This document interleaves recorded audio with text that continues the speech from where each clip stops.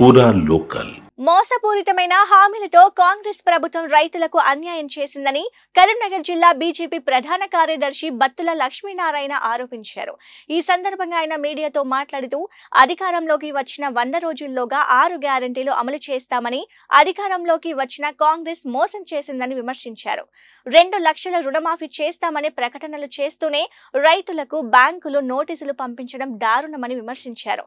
పెట్టుబడి సాయం పెంచి ఇస్తామని రేపు మాపంటూ వాయిదాలు వేస్తుందని, వరి పంటకు 500 బోనస్ ఇస్తామన్న హామీ ఏమైందని ప్రశ్నించారు. కౌలు రైతులకు ఇచ్చే పెట్టుబడి గురించి ఎందుకు మాట్లాడడం లేదని అడిగారు. రైతులకిచ్చిన హామీలను వెంటనే నెరవేర్చాలని కోరుతూ బండి సంజయ్ చేసిన దీక్షతో పార్లమెంటు పరిధిలోని రైతులు మద్దతుగా ఉన్నారని అన్నారు. రాష్ట్ర మంత్రిగా ఉన్నటువంటి పొన్నం ప్రభాకర్ బండి సంజయ్ పై అనవసరమైన ఆరోపణలు చేస్తూ స్థాయిని తగ్గించుకుంటున్నాడని అన్నారు. మరి భారతీయ జనతా పార్టీ నాయకులకు అందరికీ కూడా పేరు పేరున ఉద్దపూర్వక నమస్కారాలు. ఈ రాష్ట్రంలో కాంగ్రెస్ ప్రభుత్వం అధికారానికి రావడం కోసం రైతులకు అనేక హామీలు ఇవ్వడం జరిగింది.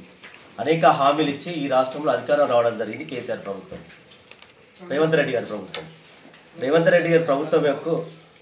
గారి ప్రభుత్వానికి భారతీయ జనతా పార్టీ తరఫున కరీంనగర్ జిల్లా తరఫున ముఖ్యంగా డిమాండ్ ఏంటంటే, ఏదైతే ఎన్నికల ముందు అనేక హామీలు ఇవ్వడం జరిగింది రైతులకు. ముఖ్యంగా నేను అధికారానికి వచ్చిన తర్వాత రైతులు అనేక కష్టాలు పడతాను, రైతులు అనేక బ్యాంకులలో లోన్ తీసుకుంటాను, డిఫాల్టర్ అవుతాను. ఈ రైతులందరూ కూడా రుణమాఫీ మీరు ఎవరు కూడా కట్టకూడదు.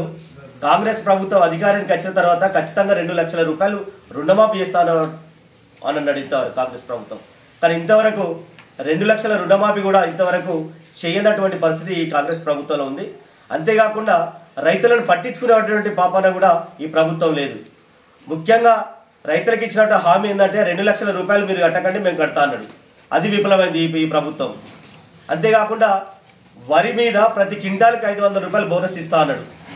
ఆ బోనస్ కూడా ఇంతవరకు అధికారులతోటి కానీ, కనీసం ఈ వ్యవసాయ అధికారులతోటి కానీ, అక్కడ ఉన్నటువంటి పార్టీలో కొనసాగుతున్నటువంటి మినిస్టర్లతోటి కానీ ఎక్కడ కూడా చర్చించాలి ఈ రాష్ట్ర ప్రభుత్వం.